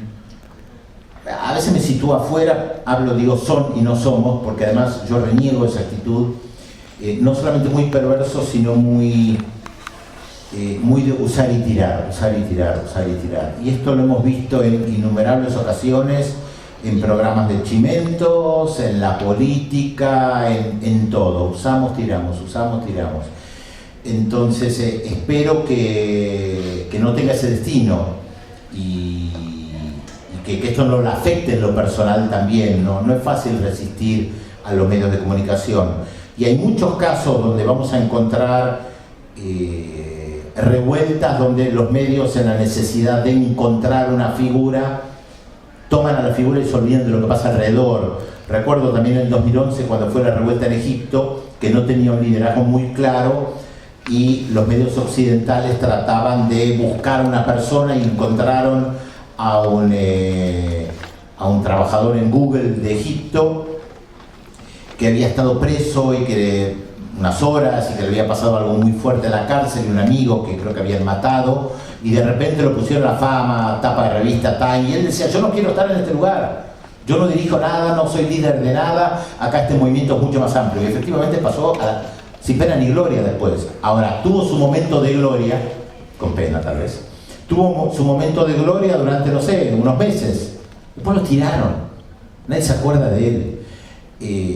Entonces creo que es un problema que tenemos nosotros, porque además por lo general dependemos de alguna persona que está por sobre nosotros, que nos exige hablar de un determinado tema. Entonces hablemos de Greta. Y yo no tengo mucho para decir de Greta. Sí te puedo hablar mucho del cambio climático, el efecto, sin ser especialista en el tema, de cómo se viene trabajando sobre este tema hace tanto tiempo, qué implica la deforestación. De eso sí te puedo hablar. No me importa tanto Greta, no lo digo despectivamente, sino que la colocan otros ahí, la colocan los medios de comunicación y yo no quiero quedar rehén de eso. Por eso lo que yo decía antes, que si a mí 25 años atrás me decían tenés que hablar de lo que pasa en París, a mí lo de Bolivia me parecía importante, yo hablaba de Bolivia o Timor Oriental. Yo le llevé una vez una nota sobre Timor Oriental a la revista Noticias y mi editor me miró con cara de tan loco, ¿qué le interesa Timor Oriental? Bueno, sí, a mí me interesa. Masacraron a 250.000 personas, un tercio de la población de ese pequeño territorio, me interesa. Por supuesto que la nota no la publicaron, ¿no? Desde ya. Me parece No sé si que había, responder a lo que vos decís. que había varias manos. Vamos a poner 2 preguntas más para... O juntemos varias preguntas. Bueno, a ver, compañera. Y después trato de responder a todas si puedo. Volviendo al tema de política internacional, más allá de agendas internacionales, y hablabas de Bolsonaro, la cuestión de que la derecha no ha muerto hace un rato. Yo soy de acá de la facultad, pero soy brasileña. Y quería preguntarte qué análisis haces respecto al modelo de Steve Bannon y la cuestión de su sponsoreo y su trabajo en campañas políticas como Trump y Bolsonaro, porque él también estuvo bajo su órbita, y qué impacto tiene Bolsonaro negativo respecto a otros líderes de derecha europeo que al mostrar su apoyo termina uniéndolos en sus elecciones, como pasó con Macri, como pasa con Salvini y otros varios líderes de derecha en Europa también, que han perdido sus elecciones tras que Bolsonaro le haya entregado su apoyo o se haya acercado políticamente. Como que si el mundo no quiere ser Brasil en este momento. ¿Juntamos varias? A ver. La mía está bastante relacionada con la derecha. Ok. Buenas tardes. No, yo quería preguntar, hace 2 semanas o 3, acá estuvo en Paraná Jorge Argüello, el ex secretario de Argentina ante la ONU, y habló precisamente de cómo el mundo en política exterior está viviendo muchísimos cambios, y entre esos cambios los sistemas tradicionales políticos fueron cambiando a que hoy se caracteriza más por un liderazgo más personalista, como es Bolsonaro, como es Macri y como es Trump también. Lo que yo quería preguntar precisamente eso, ese día también justo había hablado Alberto Fernández en Madrid, y lo que yo quería preguntar con respecto a esto es si crees que después de tanto personalismo, si llega a ganar eventualmente el Frente de Todos, se va a caracterizar más por ser Cristina o un albertismo como hablan, o que se va a volver a hablar de algo más grande, de un proyecto más grande, que es algo que no se ve hace bastantes años en Argentina. ¿Listo? Acá hay otra.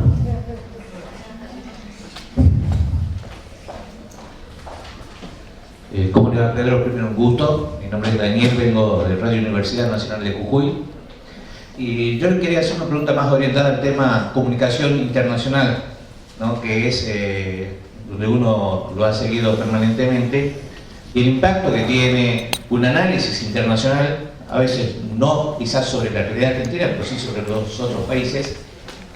Medido esto en un tema de censura, yo a usted lo seguía en televisión pública cuando tenía su programa de política internacional, y después, bueno, vi que lamentablemente no pudo seguir por lo que pasa, por ejemplo, con la cadena Telesur, que en caso de la provincia de Jujuy muchos canales de cable lo han sacado lamentablemente sufrir, entonces uno no puede nutrirse de quizás esa mirada de otros países, de otros periodistas hacia nuestra realidad, y nos obligan a consumir por ahí cadenas como la CNN, que tiene una mirada más afín por ahí a los gobiernos actuales de muchos de los países que gobiernan. Básicamente me gustaría que usted me haga ese análisis. No termino de entender la pregunta. Básicamente lo que me interesaría saber a mí, ¿no?, es qué análisis nos puede hacer usted de torno al impacto que puede tener un análisis de política internacional en un gobierno como el del presidente Macri, por ejemplo, ¿no? Porque usted hacía un análisis en la televisión pública y después, bueno, inexplicablemente yo no sé por qué tuvo que irse, básicamente en ese contexto, o por qué cadenas como Telesur, que hacen análisis sobre el gobierno argentino, en caso de Jujuy muchos canales han desaparecido de sus grillas. ¿Por qué crees que te limpiaron? Sí, es una traducción, entendí. A ver, vuelvo al tema de la política internacional.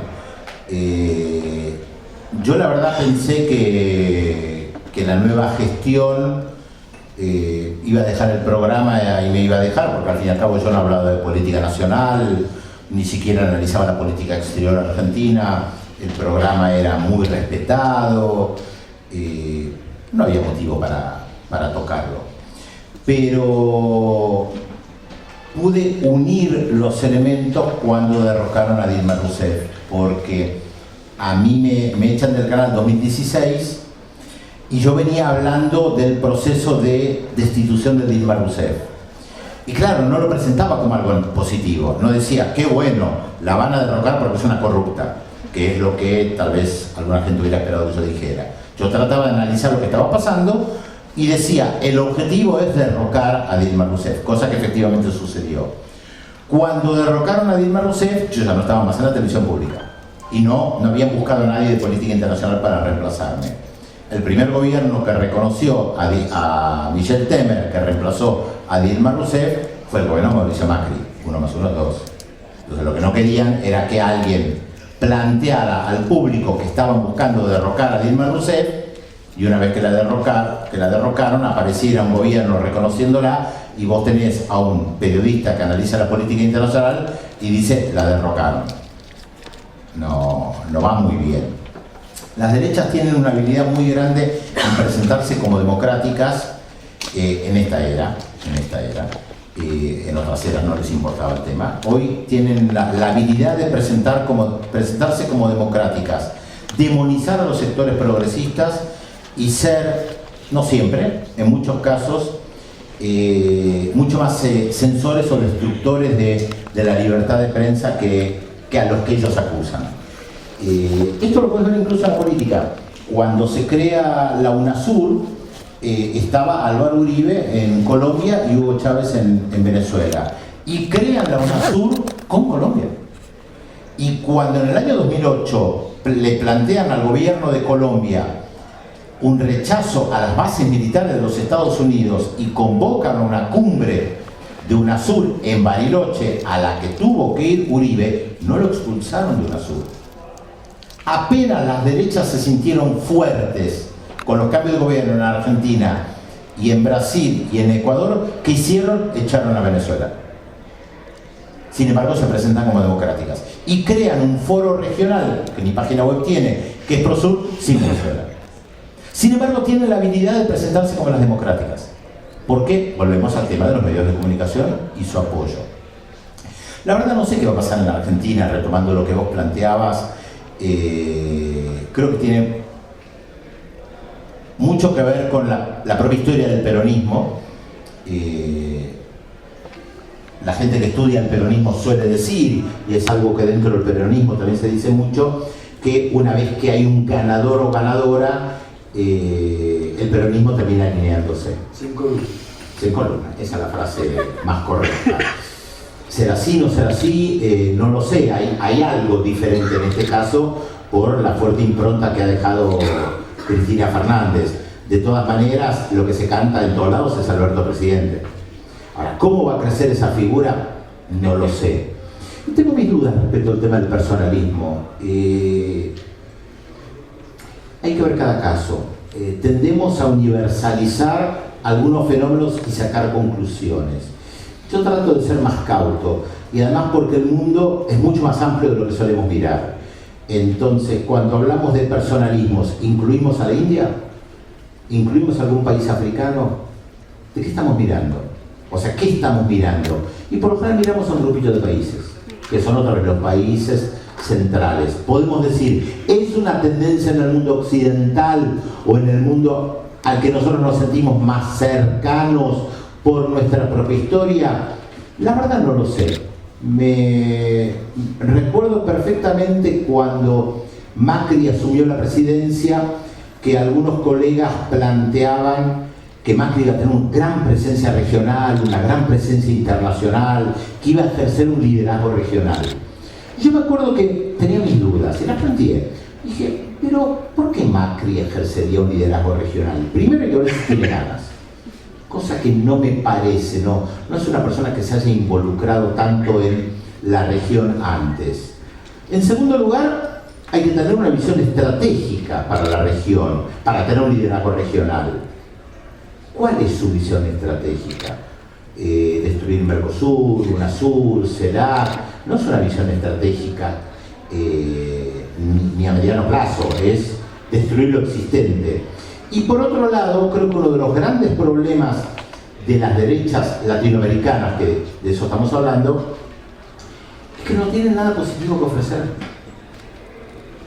¿Qué tienen las derechas latinoamericanas para ofrecer? Recordemos cuando fue el ALCA, en la Cumbre de las Américas en Mar del Plata, año 2005. Los países del Mercosur y Venezuela dicen que no al ALCA. Ahí había dos figuras de derecha fuertes en ese momento. Álvaro Uribe en Colombia y Vicente Fox en México.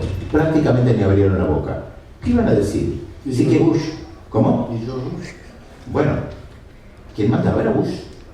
Las derechas latinoamericanas están tan subordinadas a la política de los Estados Unidos que si fracasa el ALCA, se quedan sin, como pasó en ese momento, se quedan sin discurso, porque el ALCA no era de ellos. El ALCA venía de Estados Unidos. Ellos se plegaban, porque se pliegan. Entonces, en este caso concreto, ¿qué tienen las derechas latinoamericanas para ofrecer? ¿Aliarse con Estados Unidos? ¿Atacar Venezuela? No es algo que pueda seducir. Para ofrecer un liderazgo regional fuerte, no solamente local, sino regional, tenés que tener algo que seduzca, algo diferente para ofrecer. Que en un momento tiene Chávez, te guste o no. Una visión estratégica respecto de la región. O Lula, cuando Lula plantea las cumbres UNASUR, Medio Oriente, UNASUR, África, lo que él estaba planteando es abrir el mundo, el BRICS, Brasil, Rusia, India, China, Sudáfrica, es salir de lo regional, de lo chiquito, y empezar a ocupar un lugar en el mundo. Por eso miró hacia el Medio Oriente, se hablaba de una biblioteca árabe, arabo-latinoamericano con sede en Argelia, existían los planos, yo vi la maqueta que había hecho el arquitecto Niemeyer que estaba en Argel. O sea, Lula tenía una visión de mundo, no subordinada a los Estados Unidos, un mundo multipolar, acercarse a China, a India, por eso el BRICS también. ¿Qué ofrecen las derechas latinoamericanas? Mirar a Estados Unidos.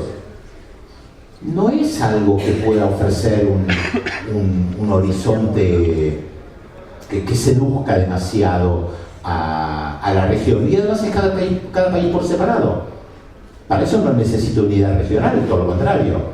Necesito desintegración, que es lo que quiere Estados Unidos, que te advierte con sus viajes de los secretarios de Estado, ojo con el vínculo que tienen con China y Rusia, lo dicen textuales, no de esta manera, no por supuesto, pero lo verbalizan, no tengan vínculos con China y con Rusia, lo dicen. Cada gira de los últimos representantes de los Estados Unidos advirtieron en Brasil, en Argentina, en Chile, no nos gusta el vínculo que tienen con Rusia y con China, nosotros venimos a ayudar a Estados Unidos, ellos vienen a dominar, palabras casi textuales, parece un discurso antiimperialista de la década del 70, en contra de Rusia y de China. Léanlos, porque los norteamericanos tienen una virtud, suelen decir lo que piensan. Lo dicen sin ningún problema. Y lo de Bannon que ella planteaba tiene que ver con Steve Bannon, un asesor de Donald Trump, que estaba recorriendo, no creo que se quede quieto, pero no lo tengo visto este último tiempo, América del Sur y Europa para tratar de formar una especie de internacional, digamos, de nacionalista extrema derecha. No parece estar lográndolo, entre otras cosas porque la derecha europea, que tiene a su extrema derecha adentro como peligrosa, principalmente Francia y Alemania, e Italia y el Reino Unido, mira con mucha preocupación lo que representa Bolsonaro, porque Bolsonaro es parte de esa extrema derecha. Lo he dicho varias oportunidades en la televisión, que la derecha europea mira a Bolsonaro como un troglodita, lo considera un troglodita, parece alguien salido de las cavernas de hace 50 años atrás con su discurso anticomunista. Y les preocupa porque es piantavotos. Y encima, no solamente que es piantavotos, sino que eso puede fortalecer a sus extremas derechas, por vínculo Bolsonaro, Bannon, como decía yo, con las extremas derechas. Entonces lo combaten a Bolsonaro, que además es fácil pegarle, más difícil pegarle a Marine Le Pen, más difícil pegarle a Marine Le Pen en Francia, que hoy está mucho más civilizada, entre comillas, que pegarle a un Bolsonaro, que yo digo siempre es un político sin vergüenza, no tiene ningún tipo de vergüenza en decir lo que piensa, él dice lo que piensa, también hay que leer lo que dice Bolsonaro, él cree en lo que dice, es anticomunista convencido, piensa que los nenes con los nenes, las nenas con las nenas, piensa que los comunistas se comen a los chicos crudos, está convencido de eso y lo dice, en otras palabras, ¿no? Pero más o menos lo dice. Ayer lo dijo Naciones Unidas con esto de que me viene a hablar del cambio climático, patrimonio de la humanidad, pulmón de la humanidad, no, eso no existe, es verso de algunos científicos comunistas. Igual acá en Argentina también tenemos un tema con el comunismo, en lo que ha salido en las últimas semanas en los medios, el tema de la campaña. Sí, pero no tiene el mismo efecto, no tiene el mismo efecto que cuando lo dice Bolsonaro. En este sentido, casi que Pichetto parece una versión ridícula de Bolsonaro. Una caricatura. ¿Cómo? Una caricatura. Claro, parece una caricatura. Porque además Bolsonaro lo dice hace mucho tiempo. Pichetto es diferente, por más que también algunas de las cosas las decía antes. Y porque el comunismo, bueno, no representa el mismo lugar, no tenemos la historia del Partido de los Trabajadores que tiene Brasil, casi que simplificando, para Bolsonaro el comunismo en la Argentina es el peronismo. No sé si Pichetto se atreverá a llegar a decir eso en algún momento. Pero nunca se sabe. No, creo que nos van a desalojar de un momento a otro, ¿no? Sospecho que ¿Vos sabés que antes de terminar su conversatorio, Carlitos Ulanovsky confesó que su segundo lugar en el mundo es México? Sí, lo sé, es un Argenmex, como se dice. ¿Y el tuyo? Bueno, a priori te diría Israel. Yo viví 11 años ahí, manejo el idioma, escucho la radio israelí prácticamente todos los días, estoy muy apegado, tengo familia, amigos, íntimos, hay una cuestión de corazón, de piel, me encanta ir ahí, muy fuerte, pero por historias personales, como yo conté antes, mis viejos eran alemanes, yo aprendí antes alemán que castellano, entonces yo me siento muy bien yendo a Alemania. Manejo muy bien el francés, por una cuestión personal me siento muy bien, me encanta el mundo, yo trato de adaptarme y si la gente come en el piso con las manos, yo como con las manos, no tengo problema, me encanta aprender idiomas, me adaptaría creo que a cualquier lugar del planeta, pero retomando lo de Carlos respecto de su amor de México, yo te diría que sí, Israel, sí, sin lugar a dudas. Muy bien, ciudadano del mundo, Pedro Uribe, gracias por estar con nosotros.